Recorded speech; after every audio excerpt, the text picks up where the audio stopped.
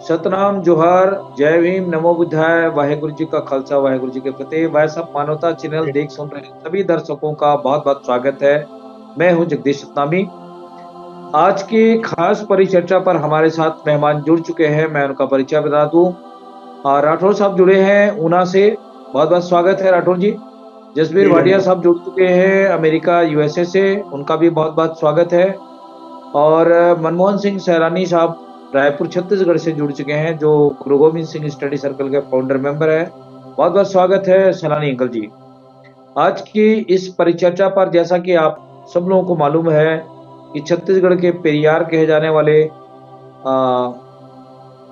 जो पूर्व मुख्यमंत्री थे भूपेश बघेल जी के पिताजी दाऊ नंद कुमार जी, जिनका अपने आप में एक भारत भूमि पर पहचान है और उनको छत्तीसगढ़ के पेरियार के रूप में जाना जाता है, जो दबे कुचले लोगों के लिए जीवन पर्यंत संघर्ष करते रहे। और ऐसे महान शख्सियत का अभी 8 तारीख को उनका इंतकाल हो गया। विगत 3-4 महीने से वो काफी बीमार थे। और उनके बारे में, उनकी जीवन यात्रा के बारे में, उनके संघर्ष के बारे में आज हम अपने मेहमानों से हम बातचीत करेंगे। 40 मिनट जी, उन्हें एक श्रद्धा सुमन वॉइस ऑफ मानवता चैनल की ओर से आधे घंटे बाद देखो। अर्पित करेंगे। तो मैं आज की इस परिचर्चा पर सबसे पहले रायपुर छत्तीसगढ़ की ओर मैं आप लोगों को ले चलता हूं, क्योंकि वहां से मैं भी हूं। और हमारे बीच में मनमोहन सिंह सैलानी साहब, जैसे ही खबर लगी तो दाऊ जी के पार्थिव शरीर के पास में पुष्प अर्पित करने पहुंचे थे। क्योंकि हम तो बहुत दूर रहते हैं, 250-300 किलोमीटर, तो हम नहीं पहुंच पाए। तो मैं सबसे पहले मनमोहन सिंह सैलानी साहब से आग्रह करूंगा कि उनको कई बार उनके स्वास्थ्य लाभ को देखते हुए कई बार उनसे मिलने गए, कई बार उनसे भेंट मुलाकात की। एक बार हम भी साथ में गए थे। तो मैं चाहूंगा कि दाऊ नंद कुमार बघेल जी को एक श्रद्धा सुमन अर्पित करने के लिए हम सब आज वॉइस ऑफ मानवता चैनल की जूम मीटिंग पे जुड़े हुए हैं। तो मैं उन्हें सबसे पहले तो वॉइस ऑफ मानवता चैनल की ओर से ऐसे महान शख्सियत को हम सत सत नमन करते हैं, क्योंकि आज हमारे बीच में वो नहीं रहे और उनकी बस यादें हमारे बीच में रह गई हैं। तो मैं आज की इस परिचर्चा पर रायपुर छत्तीसगढ़ से मनमोहन सिंह सैलानी साहब से आग्रह करूंगा कि उनको फतेह बुला करके उनको उनकी यादों को ताजा करें। वाहेगुरु मनमोहन जी सिंह का साहब। खालसा, वाहेगुरु जी की फतेह। आज हम सब साथी अलग अलग देशों में बैठकर उस शख्सियत को याद कर रहे हैं जिनके बारे में अभी जगदीश सिंह कुरे जी ने कहा कि वो छत्तीसगढ़ के पेरियार थे। हाँ, वो पखंड, वहम, जात पात, ऊंच नीच के विरुद्ध उस संघर्ष के सिर्फ प्रणेता ही नहीं थे, योद्धा थे, जो अनेकों वर्षों से ये लड़ाई लड़ते रहे। जागरूकता पैदा करने के लिए उन्होंने बहुत संघर्ष किया। मेरी पहचान उनसे लगभग 30-35 वर्ष से पहले से थी, जब छत्तीसगढ़ राज्य अलग नहीं बना। यहाँ पर हमारे एक साथी दाऊ आनंद कुमार जी अग्रवाल थे। उनके उनको भी हम दाऊ जी बोलते थे। ये दाऊ नंद कुमार बघेल और दाऊ आनंद कुमार जी थे। लेकिन उन दोनों की दोस्ती थी, जिसके कारण ये हमारे ईगल बैटरी में आकर बहुत घंटों बातें करते। छत्तीसगढ़ राज्य निर्माण के बारे में बड़े गंभीरता से चर्चाएं चलती। उस समय वो चेतक स्कूटर के ऊपर यहाँ से 30-40 किलोमीटर से पहुंच जाते थे। उनमें इतनी हिम्मत और हौसला था। और उनके साथ जो मिलकर हमने काफी आंदोलन को छत्तीसगढ़ राज्य निर्माण के लिए, बेशक इसका श्रेय कई लोग लें, लेकिन जिन्होंने अंतिम युद्ध लड़ा वो दाऊ आनंद कुमार जी, दाऊ नंद कुमार बघेल जी, मनमोहन सिंह सैलानी, मैं अपने आप को खुद भी गिनता हूँ। हमने सबकी योजना बनाकर गुरचरण सिंह टोडा जी रायपुर आए, तो उन्होंने छत्तीसगढ़ राज्य आंदोलन का समर्थन किया, जिससे ये आंदोलन को फिर गर्मी मिली, उत्साह मिला। और उनके सहयोग से यहाँ पर सुरजीत सिंह जी बरनाला, जो राष्ट्र सत्र के नेता थे, उन्होंने आकर इस आंदोलन को और गर्मी दी और बताया कि आप नरम गरम ठंडा आंदोलन चलाए रखो, क्योंकि छत्तीसगढ़ के लोग लड़ाकू नहीं हैं। ये खतरनाक लड़ाई नहीं लड़ सकेंगे, इसलिए इस आंदोलन को गर्म करना आपके हित में नहीं है। और तीन तीन दिन छत्तीसगढ़ में रहकर उन्होंने इस आंदोलन को हवा दी और दिल्ली तक इस बात को पहुंचाया। उस समय हमारा साथ ये दाऊ जी, नंद कुमार जी बघेल हमारे साथी थे। इन्होंने उस आंदोलन को और तेज करने के लिए अपने सारे साधन झोंक दिए। उसके बाद बरनाला जी के सहयोग से हमारी मुलाकात उस समय के प्रधानमंत्री अटल बिहारी वाजपेयी जी से हुई और उन्होंने कहा कि ये छत्तीसगढ़ के वो लोग हैं जो आंदोलन भी करने की शक्ति नहीं रखते, सामर्थ्य नहीं रखते, दूर दूर फैले हुए हैं। तो आपको चाहिए कि इनकी पीड़ा समझें। जब तक छत्तीसगढ़ का निर्माण नहीं होगा, छत्तीसगढ़ का और छत्तीसगढ़ियों का विकास नहीं होगा। तो उस समय कुछ लोगों ने बरनाला जी को कहा, यहाँ पर ये फिर जो आवाज छत्तीसगढ़ राज की, छत्तीसगढ़ियों का राज, उन्होंने कहा इसमें किसी को क्या आपत्ति हो सकती है, अपनी धरती अपना राज होना चाहिए और हमारा सहयोग पहले भी था, आगे भी रहेगा। वाहेगुरु की कृपा से और अटल बिहारी वाजपेयी जी के सहयोग से छत्तीसगढ़ राज्य का निर्माण हो गया। इसलिए दाऊ आनंद कुमार जी कहा करते थे कि ये आंदोलनों की बदौलत नहीं हुआ, ये वाहेगुरु की कृपा हुई, जिसके कारण उन्होंने दिल्ली में भी आंदोलन किया, नगर घड़ी चौक रायपुर में भी किया। उस समय हमारे साथ जो प्रेम शंकर जी गौंटिया का बड़ा सहयोग था। और इन दिनों हम दाऊ जी जो जात पात के विरुद्ध, ऊंच नीच के विरुद्ध, जो नफरत की आंधी चल रही है, इसके विरुद्ध उन्होंने लगातार प्रयास करते रहे। बुजुर्ग उम्र होने के बावजूद लंबी यात्राएं करना कार के अंदर, उनको कई लोगों ने समझाया कि आप अपनी जान संभाल के रखो। बोले जान तो आनी जानी है, ये संभालें तो भी चली जाएगी, इसका इस्तेमाल करें तो भी चली जाएगी। वो गुरु गोविंद सिंह जी से बड़े प्रभावित थे, गुरु नानक देव जी से बड़े प्रभावित थे और उनको ये बात बहुत अच्छी लगती थी कि को किसी को राज न दे है, जो ले है निज बल से ले है। दाऊ जी को 1.25 लाख से एक लड़ाऊं, तबे गोविंद सिंह नाम कहूं। गुरुपुरब वाले दिन जगदीश कुरे जी के सहयोग से हम उनको मिलने गए।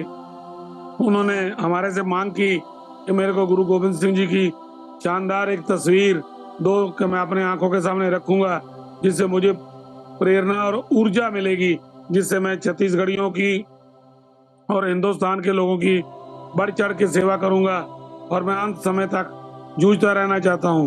बीमारियों ने कई बार उनको घेरा, कई तकलीफें आई, दुर्घटनाएं आई, लेकिन वो इससे घबराए नहीं। मेरे को परसों मेरे एक और साथी शैलेंद्र सिंह जी कौशल कुवर्दा वाले, जो FCI के रिटायर्ड मैनेजर हैं, उन्होंने कहा कि मैं दाऊ जी को मिलने जा रहा हूं। हमने गुलदस्ता भेंट करके उनसे मुलाकात की थोड़ी देर, लेकिन वो किसी को देख नहीं पा रहे थे। उसके बाद 8 तारीख मुझे सुबह सूचना मिली शैलेंद्र सिंह कौशल द्वारा कि दाऊ जी इस दुनिया को अलविदा कह के हम सब लोगों को छोड़कर चले गए हैं। हम तत्काल उसी टाइम उनके बंगले में जाकर उनको श्रद्धांजलि भेंट की और अरदास की कि वाहेगुरु इस योद्धा के अंदर जो ऊर्जा थी उसका लाभ छत्तीसगढ़ के लोगों को मिले, पिछड़े और पिछड़े लोगों को मिले, जो कमजोर लोग हैं उनको मिले।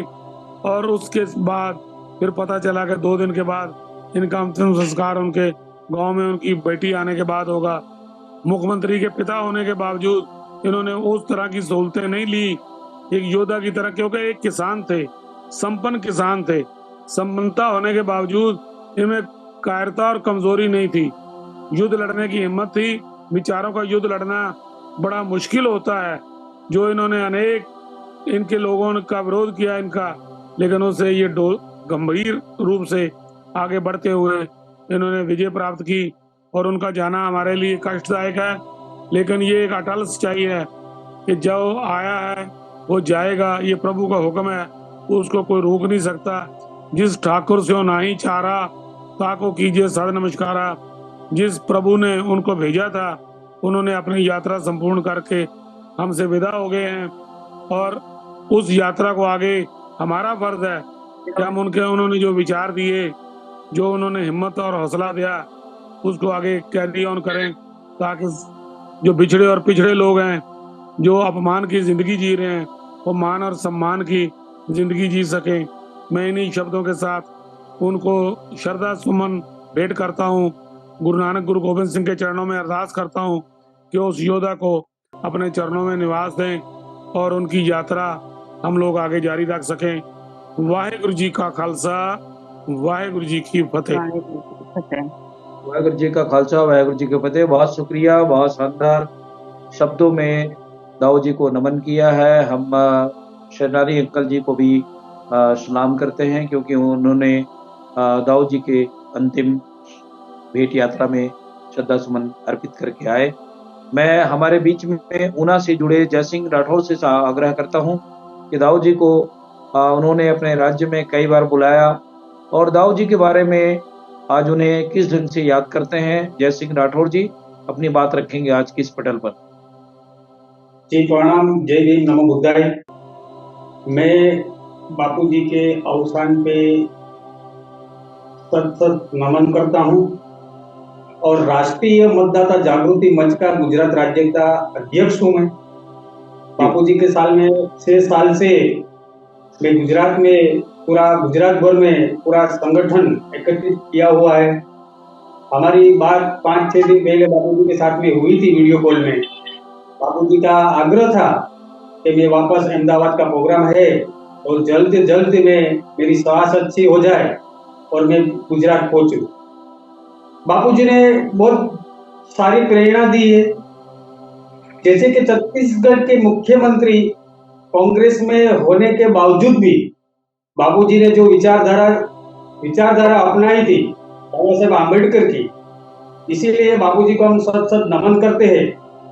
और बाबूजी का जो विचारधारा है और जो विचार है उसको आगे हम लेके जाएंगे। बाबूजी का जो अधूरा काम है हम भारत भर में पूरा करेंगे। और गुजरात की ओर से, गुजरात राज्य की ओर से मैं काफी बार बाबूजी के साथ में आंदोलन कर चुके हैं। जैसे जामनगर में हमने कलेक्टर कचहरी घेरा था, रेलवे आंदोलन किया जहाँ रिजर्वेशन नहीं मिल रहा था। SC ST OBC माइनॉरिटी के लिए नंद कुमार बघेल जी ने जो काम किया है और जो बाबा साहब आम्बेडकर ने जो करके बताया, ऐसी विचारधारा से बाबूजी ने काम किया है और हम करते रहेंगे। और बाबूजी के जो विचारधारा है, मेरे घर पे बाबूजी ने 5 साल में 6 से 7 बार मेरे घर पे रुके हुए हैं और काफी सारा संघर्ष करके यहाँ की जनता को, SC ST OBC and minority को समझाया और विचारधारा किया। और बाबूजी के श्रद्धांजलि गुजरात सारे भर में बाबूजी की श्रद्धांजलि अर्पित किए। कई सारे न्यूज में छपे हुए हैं SC ST OBC and minority के हिसाब से, हम भी काफी न्यूज दे चुके हैं। लेकिन आने वाले जो समय है, आने वाले जो दिनों है, जो बाबूजी का जो विचारों है, वो विचारों को लेकर हमको आगे चलना है और आगे चलते रहेंगे, बस यही कहना है।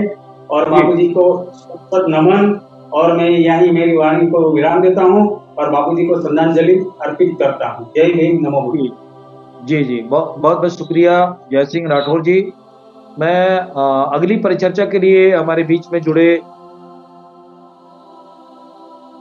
जसबीर भाटिया साहब से आग्रह करूंगा कि आज के इस परिचर्चा पर, क्योंकि दाऊ नंद कुमार बघेल जी हमारे चैनल में कई बार लाइव प्रोग्राम में आए, जूम मीटिंग में, ऐसे ही जो अभी हम चर्चा कर रहे हैं इस पर भी वो कई बार आकर के अपने विचार रखते रहे हैं। और उनका बड़ा स्नेह रहा है कि वॉइस ऑफ मानवता चैनल को आगे बढ़ाने में और इस डिबेट में कई बार सामाजिक मुद्दों पर अपनी परिचर्चा करने के लिए। तो मैं उस समय हमारे बीच में कृपाल सिंह भी आज हमारे बीच में नहीं है, तो उनके साथ कई बार उनकी बातें होती रही है। और उनकी इच्छा थी कि मैं अमेरिका के जो बड़ा गुरुद्वारा है जहाँ पे जसबीर भाटिया साहब रहते हैं, उस गुरुद्वारे में आकर के मैं गुरु गोविंद सिंह के विचारों को वहाँ के अमेरिका की धरती से बात को शेयर करूं। लेकिन उनकी उम्र की तकाजा को देखते हुए वहाँ वो पहुंच नहीं पाया, उनकी इच्छा ये पूरी नहीं हो पाई। और वो बार बार गुरु गोविंद सिंह जी के एक अल्फाज को याद करते थे कि 1.25 लाख से 1 लड़ाऊं तभी गुरु गोविंद सिंह नाम का जो अल्फाज है वो बार बार अपने जीवन में उनको एक प्रेरणा स्रोत के रूप में लेते थे और ये कहते रहते थे जब भी उनको ऐसा मौका मिलता था।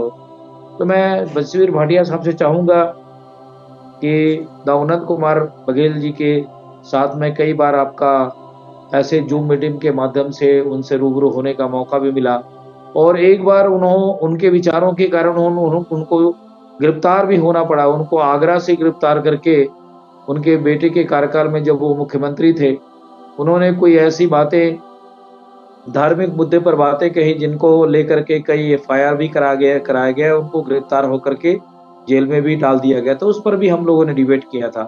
तो आज की इस परिचर्चा पर हम जसबीर भाटिया साहब से आग्रह करेंगे कि दाऊ जी को उनकी इस पुष्प अर्पित कार्यक्रम के संदर्भ में अपनी बातें रखेंगे। भाटिया सर। वाहिगुरु जी का खालसा, वाहिगुरू फतेह, सतनाम, सत श्री अकाल। वैसे तो मनमोहन सिंह जी ने, सरानी साहब ने बहुत ही विस्तार में उनके बारे में बता दिया है। मेरा तो संपर्क जैसे आप ही ने कहा कि जो आपके जूम के माध्यम से ही कुछ बार उनसे बातचीत करने का मौका मिला मुझे, लेकिन एक तो बार ही बात करने से हमें मालूम हुआ वो कैसी शक्ति है, कैसा उनका पर्सनैलिटी है, उनका व्यक्तित्व है। तो उनकी विचारधारा जो है वो बड़ी ही आधुनिक और बड़ी प्रगतिशील थी। जो कि गुरु नानक के बारे में बात करते हैं आप, गुरु गोविंद सिंह के बारे में बात करते हैं, ये बात दरअसल उनको समझ आ गई थी, क्योंकि गुरु नानक की फिलॉसफी का सिर्फ एक ही मतलब था, सारे भारत को, सारी जनता को उठाने के लिए, उनका उत्थान करने के लिए, उनको एक नया जीवन देने के लिए, एक नई जागृति पैदा करने के लिए, यही सिर्फ एक पर्पस था। नया समाज एक निर्माण करना चाहते थे जिसमें कोई ऊंच नीच की बात ना हो, सभी को सम्मान मिले, सब बराबर के भागीदार हो। तो यही एक जो बेगमपुरा का जो बात करते रहे। तो मैं समझता हूँ कि नंद कुमार जी की जो दाऊ जी के बारे में आप कह रहे हैं, उनकी बड़ी ही देन है और उनके प्रगतिशील विचारों को हमें अपनाना है। वो चले गए संसार से, उनका भौतिक शरीर चला गया, लेकिन उनकी विचारधारा तो नहीं गई ना। मुझे याद है आपने एक बार बताया था कि वो पद यात्रा करके कहीं गए थे अपने इस विचारधारा को लेने के लिए, लोगों में जागृति पैदा करने के लिए, कि देखिए उसकी उम्र में भी उन्होंने पद यात्रा की। ये बहुत ही बड़ी बात है। ये जो कह रहे हैं ना कि 1.25 लाख ना, वो 1.25 लाख के बराबर थे, क्योंकि आवाज जो है एक इंसान की बुलंद हो, शक्तिशाली आवाज हो, तो वही 1.25 लाख के बराबर है। तो मतलब लड़ने की बात जो है फिजिकल लड़ना नहीं है, अब विचारों की लड़ाई है। तो उनकी विचारधारा जो थी वो गुरु नानक से के साथ साथ उन्होंने जो अपने दान दिया है, अपना योगदान दिया है, उसका कोई सानी नहीं है। और मैं ज्यादा कुछ ना कहूँ, यही कहूँगा कि हमारा अब ये फर्ज बनता है कि उनकी जो बताए हुए रास्ते हैं, उन्होंने जो बताया हमें, उसको हमें आगे ले जाना है। और वो जो एक नई क्रांति कह लें या एक नए समाज की सृजना की बात करें, तो वो उन्होंने करके दिखाया। वो अपना सारा जीवन उन्होंने लगाया इसके ऊपर, और हमें उसकी जो प्रेरणा है वो उनसे लेनी है, वो वही लेके हमें आगे बढ़ना है। यही उनकी श्रद्धांजलि होगी, यही उनके लिए नमन होगा।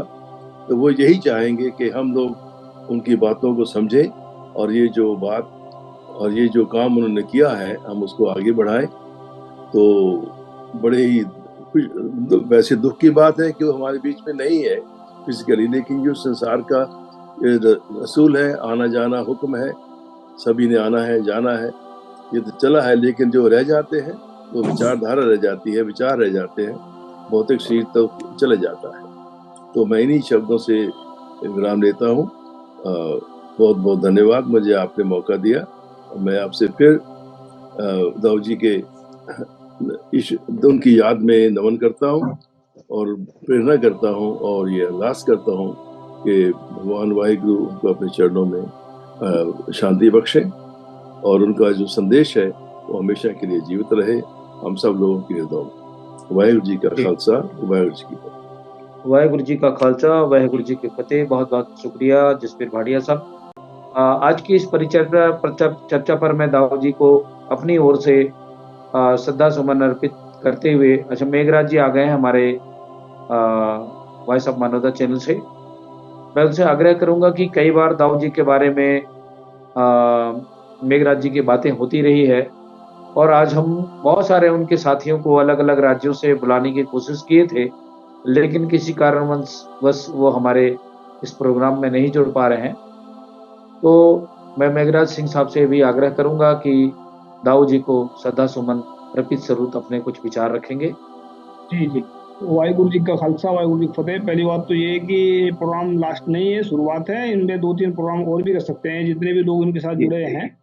तो ये मेरे सामने मेरे पीछे की फोटो लगी है, आप देख भी रहे हैं इसको। तो मैं देखो, हर एक इंसान की कुछ न कुछ प्रेरणादायक कई चीजें होती है जो उनसे सीखने को मिलता है।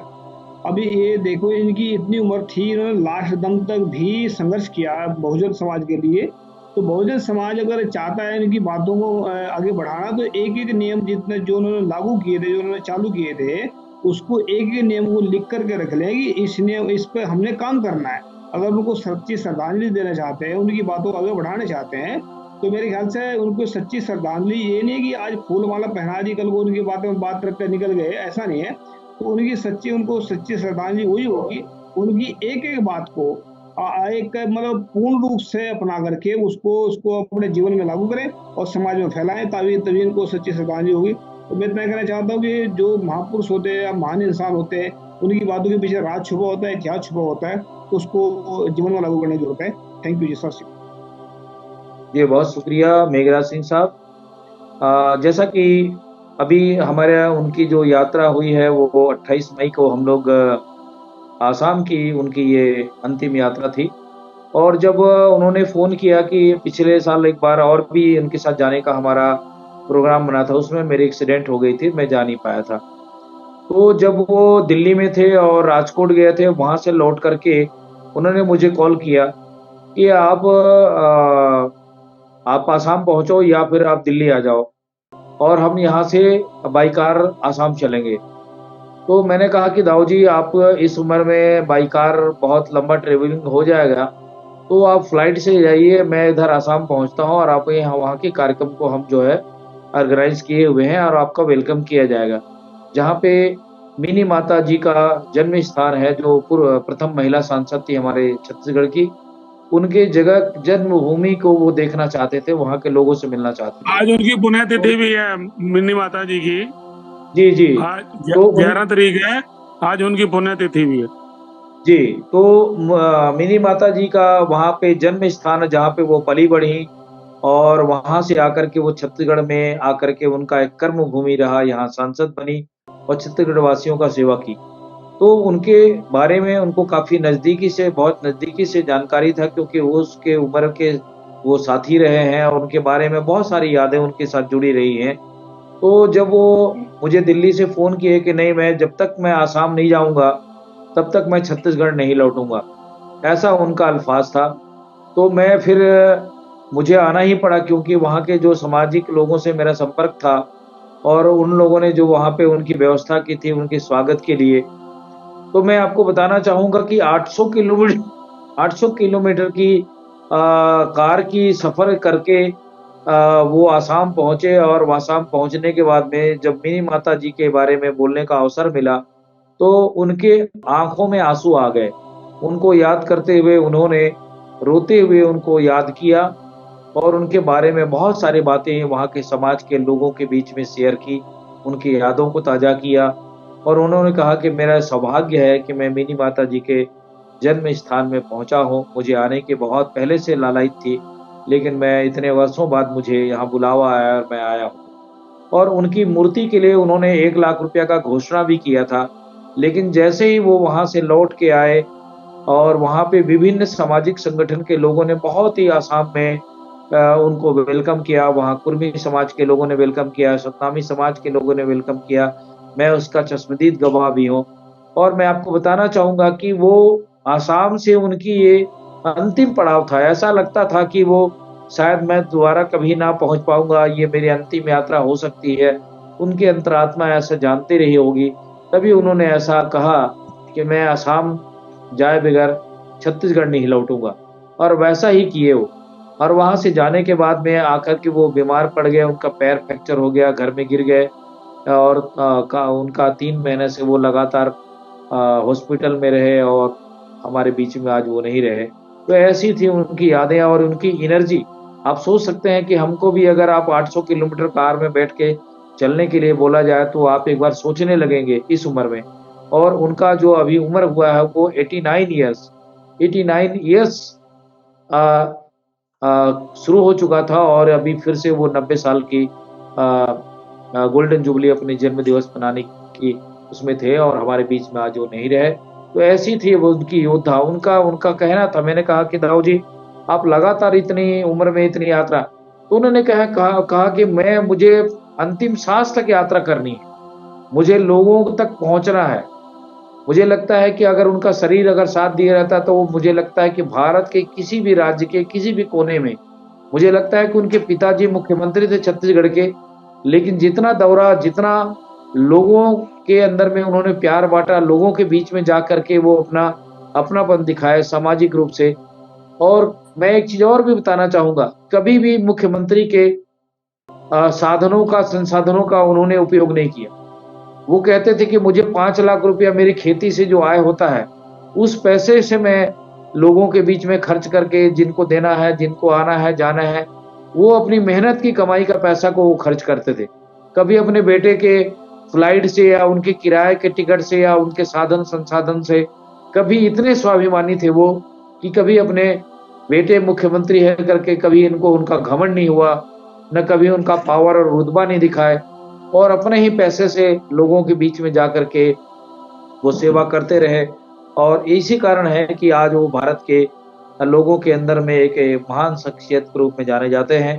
तो मैं आज उन्हें अपनी ओर से दिल की गहराइयों तक दाऊ जी को सत सत नमन करता हूँ, क्योंकि दाऊ जी भी इसलिए कहा जाता था कि वो एक गौटिया परिवार से थे, और 400-500 एकड़ उनकी जमीन थी, और उनसे जो धान होता था उसको बेच करके अपना वो खर्चा और अपने जीवन यापन, अपनी जो सेवा सत्कार के जो कार्य करते थे, परोपकार का काम करते थे, उस निजी मेहनत के पैसे से वो करते थे।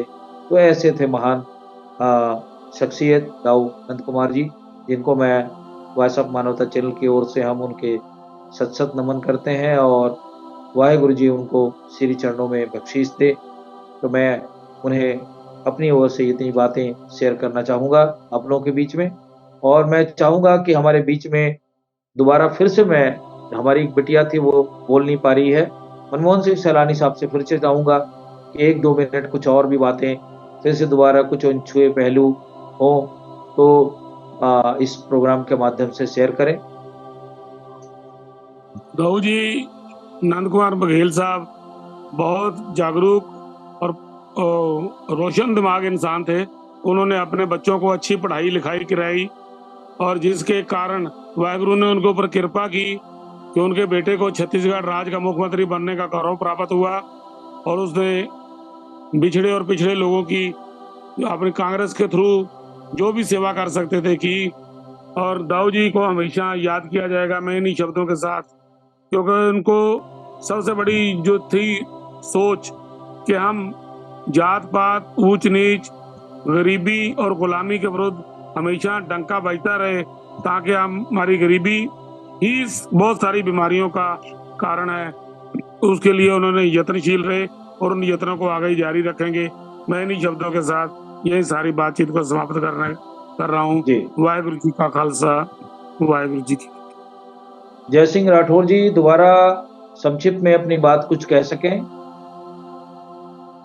जी, आपने जो बात रखी आसाम की वो एकदम सही बात थी, क्योंकि हमारा गुजरात का, राजकोट का 2 दिन का प्रोग्राम था बापूजी का।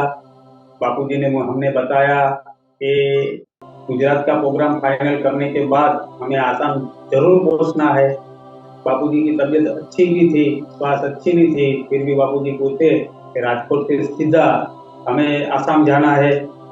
और आसाम में जैसे गए, वहाँ का कार्यकर्ता सबको मिलके मीटिंग फाइनल करके बापूजी को गिर गए ऐसा मैसेज मिला था।